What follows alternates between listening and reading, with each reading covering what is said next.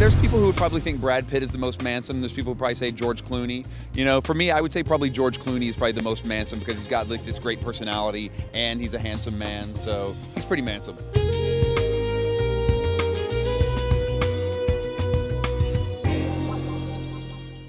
Baruch here with Morgan Spurlock on the streets of New York talking about his new film, Mansome. Thanks for being here. Thank you. Thank you for looking so Mansome today. Well, I was going to say, I woke up really stressed today. I wanted to look extra Mansome for you. Yeah, you have to. That's the thing. Is like you can't, when you got a movie called Mansome, you got to like live up to the expectations. You got to represent. You got to represent. You can't let the mustache break you. You've got to wear the mustache. This is just how a human male looks.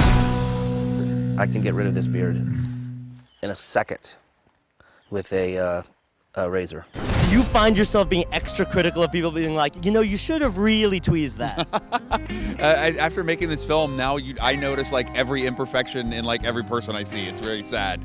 Yeah, that's a tough life. Yeah, it's a tough life. You're never satisfied. No, it's true. Can we start by defining Mansome? Mansome, if you are manly and handsome, you're Mansome. That's a lot to be. That's right. You know, it's more than handsome. It's Mansome. Society has been very rigid about the role of men. Those rules have been lifted. I think you try to look good to meet a woman, or you try to look good so the woman doesn't run away.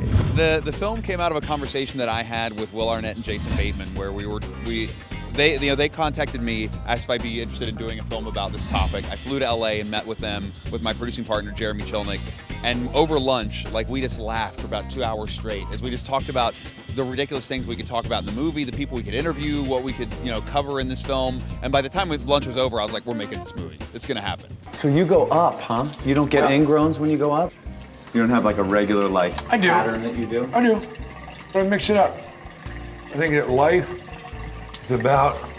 Don't put me to sleep right now. I thought you were like, hey, why don't you give me your tips on shaving? Tips on I'm all life. set, thank you. No. At what point, though, do men take it just a little too far? For a lot of men, I'd say it's the point right about there, right when you cross that line. You know, it's like then there's a lot of guys who do a lot of downtown grooming that is a little too aggressive. For me, it's a little aggressive. I don't quite subscribe to that. Yeah. Now, what are 3 ways for a man to successfully become Mansomer? Well, I think one of the things you do is a good haircut. Good haircuts are always key. You know, you get a good hair. You get a good haircut. Thank you. You too, sir. Key is that's one is a good haircut. 2 is like a good trim, like ear hair, nose hair, like the crazy neck hair. You got to pay attention to those. That's the second one. And then the third one is don't be afraid to like go to the gym once in a while. It's a good thing. It's not bad. Yeah, it'll live longer. You'll live longer. You'll feel better. You'll have a glow about you. It's a good thing. Who is the most Mansome man in Hollywood? Ooh, see, that's a good one. I'd say there's people who would probably think Brad Pitt is the most Mansome. There's people who probably say George Clooney. You know, for me, I would say probably George Clooney is probably the most Mansome because he's got like this great personality and he's a handsome man. So he's pretty Mansome. What is next in the world of male grooming? Oh gosh, next trend. Like we talk about mantyhose. Like there's guys that wear Excuse pantyhose me? called I'm full on. It's true. Like the fact that mantyhose exists is ridiculous. I had this whole conversation with a girl recently who she believes that the next big thing is going to be even more makeup on guys. Yeah. You know, that there will be guys, like there's guys that wear guy liner like rock star guys, but they said, no, there's gonna be more people They're like in their guys own category. The guys who will start wearing makeup every day. And I'm like, you think? I'm sure you've got a million projects on deck. Yeah. What is next for Morgan Spurlock? I'm hearing some rumors about a project with Leo DiCaprio's company. Yeah, we're developing a movie. We've been developing a film with them for a while. Would be my first narrative film, which we've finished. We got the financing, so that's one hurdle done. Yay. Yeah, we got the money. So when you got the money, that's a big one. Can you tell me anything about the plot? There's actors in it. That helps. They're doing things. Yeah, solving problems. Sounds very compelling. It's really compelling. Yeah, It's gonna be a hit. Well, it's a film. You know, for years I tried to find a film that I wanted to be my first movie, and my first kind of scripted film.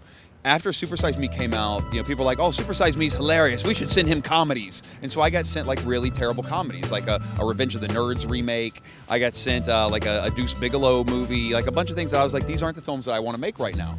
And and then Thank You for Smoking came out, and I was like, that's the type of film I want to make. And when we got this script that was sent to us, I responded to it immediately, and that was like 3 years ago. So 3 years ago, 2 rewrites, and now here we are, hopefully gonna make it.